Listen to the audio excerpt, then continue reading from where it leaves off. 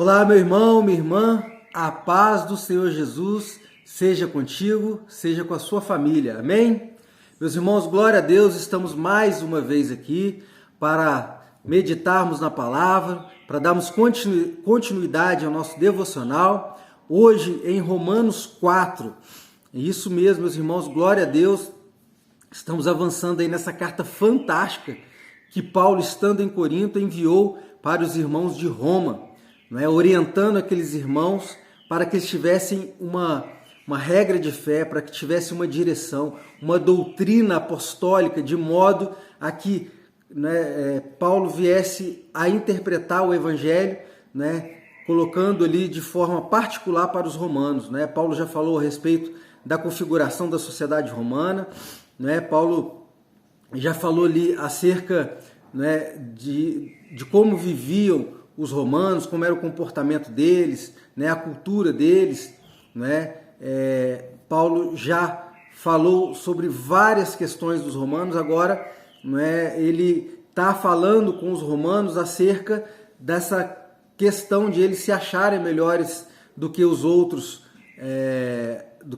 povos, porque na verdade Paulo está falando com o judeu que mora em Roma, não com os romanos. Quando a carta é de Paulo para os romanos, é para a igreja que estava em Roma, que nem sempre era constituído somente daquele povo local, mas sobretudo dos judeus que habitavam lá. Então o judeu que morava em Roma era um romano. De certo modo era um romano, porque quem mora no Brasil é brasileiro. Então é só nesse sentido mesmo. E também fala com gregos que moravam em Roma, também romanos, com gentios, enfim, todos os povos que eram naquela comunidade cristã que estava ali em Roma. Eles ainda não se entendiam bem como cristãos, exatamente por esse motivo Paulo envia essa carta para poder estar desfazendo algumas crenças, gerando novos valores, demonstrando quais são os princípios pelos quais eles deveriam viver, E no vídeo anterior, Paulo fala muito a respeito dessa questão de falando aos judeus para que eles se removessem daquela antiga aliança, daqueles antigos costumes e se transferissem agora para essa nova aliança, para essa nova forma de conduta, para esse novo comportamento. Então Paulo chama eles para que eles possam viver como uma única igreja, em unidade, não em união, mas em unidade. E ali em unidade em fé, uma unidade onde eles tinham a necessidade de crer em Deus, ter fé em Cristo, para que a justiça de Deus se manifestasse na vida deles. E hoje, em Romanos 4, nós, fazendo aquele voo panorâmico, aquela lida em Atos 4, a gente percebe que agora Paulo chama a atenção dos judeus quando ele fala no pai da fé, no pai da nação, que é o Abraão. Então, assim, já que eles são muito religiosos, já que eles querem estar melhores, numa condição de legalista, numa condição de melhores do que os demais que estavam ali naquela igreja de Roma, Então, Paulo fala, ok, então se a conversa é dentro do judaísmo, vamos então falar do pai Abraão.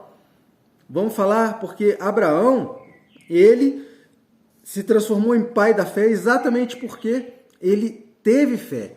Embora ele e a sua esposa Sara já estivessem em idade avançada, Abraão, ele creu na promessa de Deus quando Deus disse que ele seria pai de muitas nações. Abraão, naquele momento, ele não era pai de nenhum único filho. A Sara já tinha demonstrado que ela era estéril. Então, Abraão, olha o contexto que Abraão está. Velhinho, sua esposa é velhinha e ainda por cima estéril. Como é que eles teriam filhos? Mas Deus fez uma promessa para Abraão e ele creu. Se ele creu, ele teve fé. E é nisso que Paulo fala com os romanos a respeito de fé. Vocês agora, judeus, precisam abandonar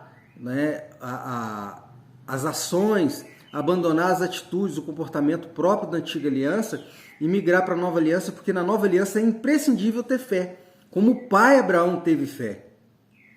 né? Não sei se vocês lembram, né? Deus fez 4 grandes promessas para Abraão e Abraão creu em todas, e todas as profecias com o tempo se cumpriram. Né? Primeiro Deus disse que daria um filho a Abraão, né? Acabou que Deus deu até mais, né? Deus deu 2 filhos, né? Por conta daquela questão da Agar, a egípcia, e ali nasceu o povo árabe, né? Com Ismael. Então Deus fez 4 promessas. A primeira era do filho, e Deus deu. Depois Deus fez a promessa de que o povo, de que Abraão seria pai de muitas nações, e foi, né? Porque, né, veio Isaac e Ismael, 2 grandes nações, os judeus e os israelenses, e vários outros povos se derivaram dessas 2 nações. Né? Deus disse também para Abraão que a sua descendência viveria e herdaria a terra de Canaã, e, né, herdou a terra de Canaã. Também disse que a sua descendência ficaria cativa no Egito por mais de 4 séculos, e assim aconteceu. Então as 4 profecias foram cumpridas sobre a vida de Abraão, mas naquele momento ali a profecia era ter filhos, né? E Abraão teve filho, né? Teve filhos, na verdade. E para que isso tudo acontecesse, Deus provou a fé de Abraão. Porque se Abraão não tivesse fé, certamente Deus não teria dado filho a Abraão. Mas Deus, quando ele inicia alguma coisa, na verdade ele já terminou aquela coisa. Porque Deus já tinha visto que no coração daquela família existia fé. E aí, né, nasce os filhos e grandes nações debaixo, né, dos lombos de Abraão e Sara.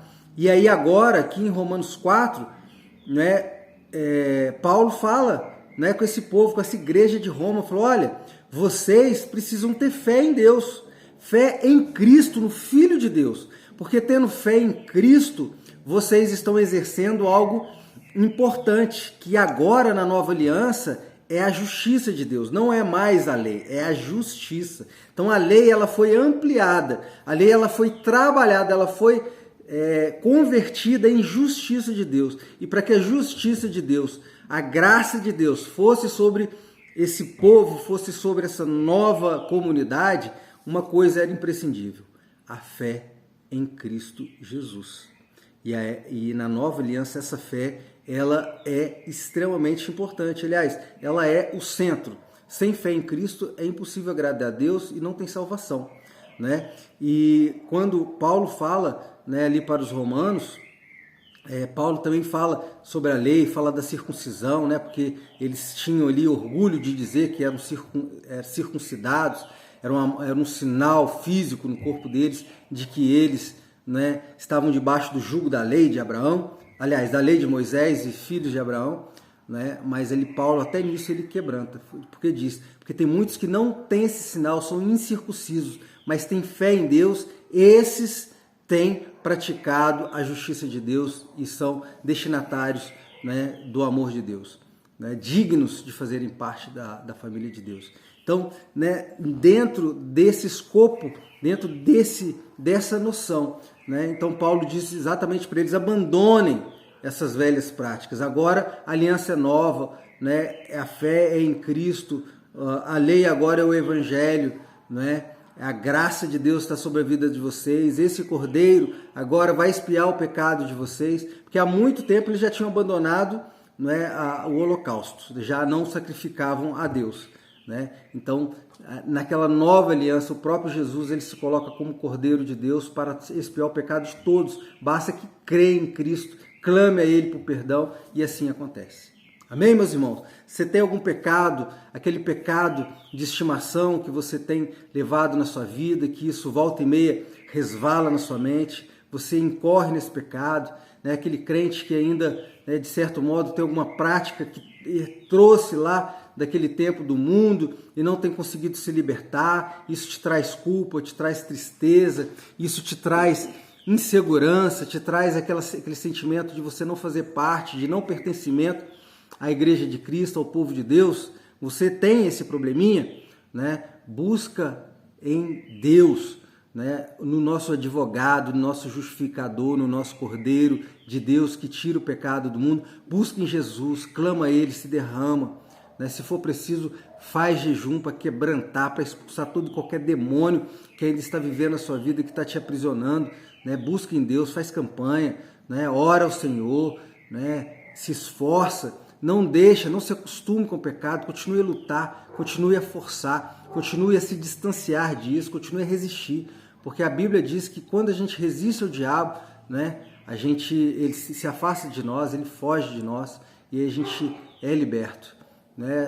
Quando isso aconteceu comigo, né? Quando a gente se converte, a gente traz do mundo muitos princípios, muitas crenças, muitos costumes que levam um tempo para que a gente possa abandonar, né? E a gente precisa resistir, a gente precisa lutar, né? Porque se a gente não faz a nossa parte, uma hora Deus puxa o tapete, porque Deus se importa com a sua vida a ponto de puxar seu tapete, né? Deus pode fazer isso e vai fazer isso porque Ele não quer perder você, né? A Bíblia fala que é preferível, né, se seu olho te faz pecar, que Ele remova um dos olhos para que você entre no reino, mesmo com um olho a menos, mas entre no reino. Então, meu irmão, minha irmã, que Deus possa te dar forças para você poder abandonar as velhas práticas, buscar na fé em Cristo, para que a justiça de Deus se manifeste na sua vida.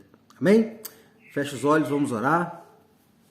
Pai amado, Pai querido, em nome de Jesus, muito obrigado pela Tua palavra, que hoje nos demonstrou, Deus, o quão importante é que nós venhamos a ter fé em Cristo, o nosso justificador, o nosso Cordeiro de Deus, o nosso advogado perante o Senhor. Assim como Abraão teve fé naquilo que o Senhor prometeu e foi tido como pai da fé e pai de muitas nações, que eu, a minha família e a família de todos esses que me acompanham aqui nessa oração e a todos esses que acompanham aqui comigo, ó Deus, em unidade de fé, que o Senhor possa nos dar a capacidade de, através e por meio dessa fé, nós possamos alcançar a Tua justiça e o Senhor possa lançar fora todas as nossas cadeias, quebrar os grilhões, em nome de Jesus, nos dá vida e vida e abundância e libertação. É o que eu te peço, Pai, em nome de Jesus. Oro também pelos enfermos, pelas pessoas, ó Deus, que estão, ó Deus, acamadas em leitos de hospitais ou em casa, estão, ó Deus, passando por alguma enfermidade, estão em tratamento. A Tua palavra diz que verdadeiramente o Senhor tomou sobre si as nossas enfermidades, as nossas dores tomou sobre si, e nós o reputamos por ferido, aflito de Deus e oprimido.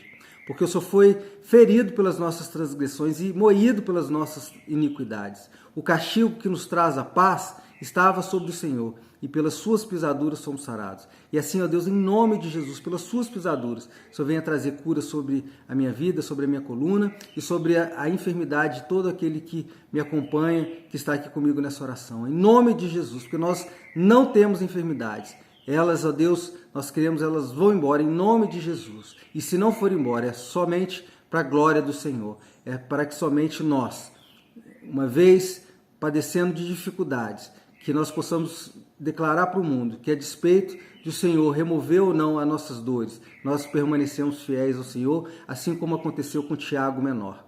Em nome de Jesus é o que eu te peço e já te agradeço, ó Deus Santo. Amém.